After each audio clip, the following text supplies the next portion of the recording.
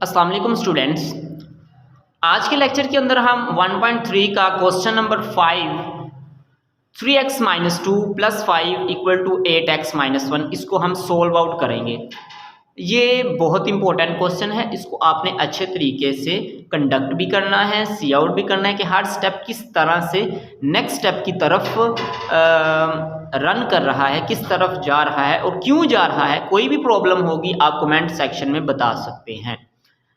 सबसे पहले solve out करेंगे, जैसा कि हम आपके पास पहले भी लेक्चर्स मौजूद हैं क्वेश्चन 1 का, क्वेश्चन 3 का, क्वेश्चन 4 का। सबसे पहले हम क्या करते हैं, y लेट करते हैं, जो x की वैल्यू स्मॉल होती है उसको हम y की इक्वल लेट कर लेते हैं।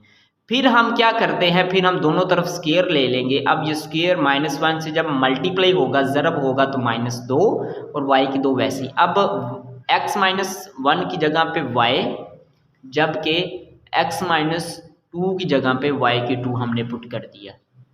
उम्मीद है आपको यहाँ तक अच्छे तरीके से समझ आ गई होगी। फिर हमने रीअरेंज करना है, जिसको हम तरतीब कहते हैं।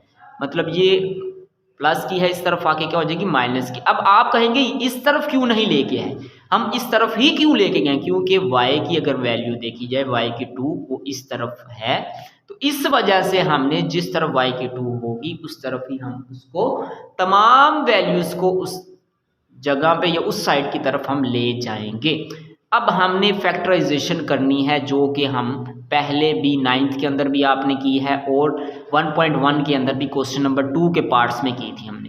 3 को 5 से पहले मल्टीप्लाई करेंगे, 15 आना चाहिए। मतलब ठीक है, आपने जहन में बैठा लेना कि 15 आना चाहिए और जमा मनफी करने से हमारा 8 आना चाहिए।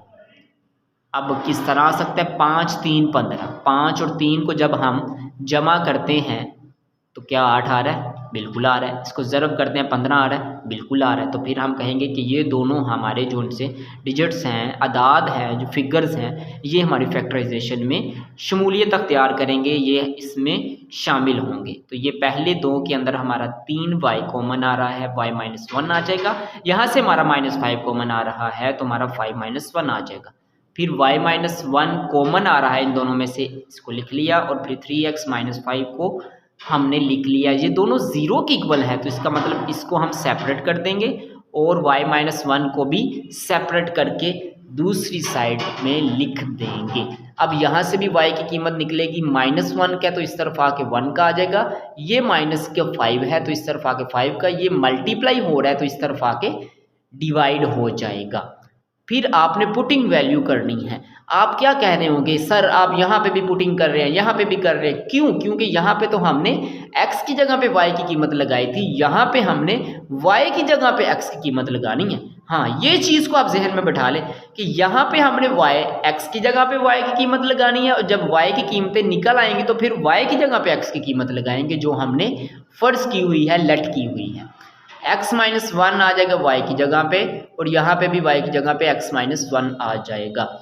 अब x -1 यहाँ पे है, अगले स्टेप में x रह गया हो और ये ऊपर नीचे चलेगी। आप कहेंगे ये सर जी ये क्या आपने ड्रामा कर दिया इसके अंदर। ड्रामा नहीं किया जनाब, ये हमारा मैथमेटिकली जर्नली क्वेश्चंस है कि हमारा x -1 का मतलब ये होता है कि अगर हम दूसरी साइड पे उसकी साइड्स को चेंज कर दें, मतलब जो डिवाइड में है नीचे है वो ऊपर चला जाए और हमारा जो नोमिनेटर है वो डिनोमिनेटर बन जाए, तो वो हमारे x के ऊपर जो पावर होगी -1 की, वो हमारी एंड हो जाएगी, फिनिश हो जाएगी, ख़त्म हो जाएगी, क्योंकि हमने दूसरी साइड पे हमारी साइड्स को अप डाउन कर दिया है। मतलब नोमिनेटर को डिनोमिनेटर, डिनोमिनेटर को नोमिनेटर। अदर वर्ड्स में कहें कि जो हमारे डिवाइड में था वो ऊपर चला गया है, जो ऊपर था वो डिवाइड के नीचे आ गया है। इसी तरह से हमारा x = 1 ही आएगा, ठीक है, क्योंकि इसका जोन सा है वो अगर हम ऊपर नीचे करें तो फिर 1 ही रहेगा, बिल्कुल रहेगा, क्योंकि इसके नोमिनेटर में कुछ, डिनोमिनेटर में मतलब डिवाइड के नीचे कोई चीज़ नहीं है। तो हमारा फिर सोल्यूशन सेट क्या होगा, 3/3 divide by 5 and 1 is answer. ये सो इम्पोर्टेंट क्वेश्चन है, इसको आपने अच्छे तरीके से सोल्व आउट करना है। बेस्ट ऑफ लक, दुआओं में ज़रूर याद रखिएगा। अल्लाह हाफिज़।